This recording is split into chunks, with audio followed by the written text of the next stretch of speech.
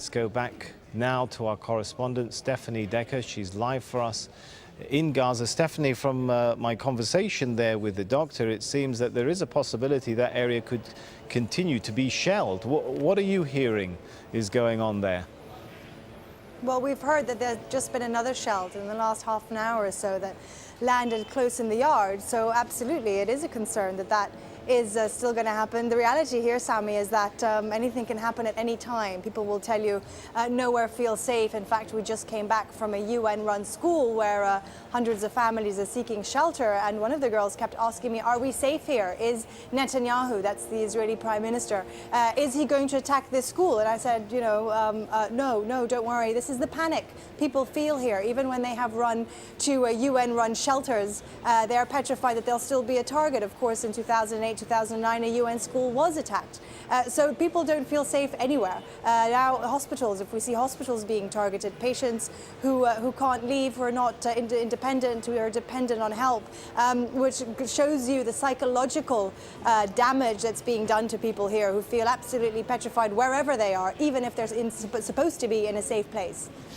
And Stephanie, forgive me if this may seem like an obvious question, but for our viewers, for those who are not very familiar with the situation in Gaza, when we talk about UN installations, what sort of sort of protection do they have in being a UN installation? What mechanism is there set up, if any, to sort of guarantee that a UN school or installation should be a really safe area? Well, let me just update you. I just got a note from our producer here who says that Israel's asked the Al-Aqsa hospital to be evacuated now.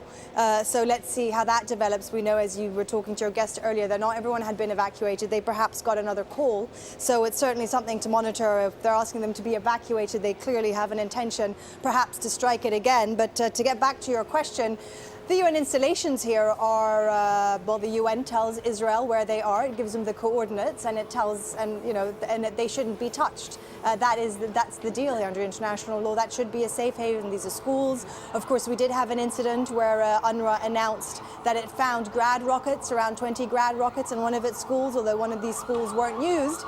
So that certainly doesn't help the case. Israel does say that militants here, Hamas and Islamic Jihad, use installations, civilian installations, to store their weapons, to launch rockets from. But in general, these places are civilian shelters at the moment. And it goes to show when you have people there who still don't feel safe.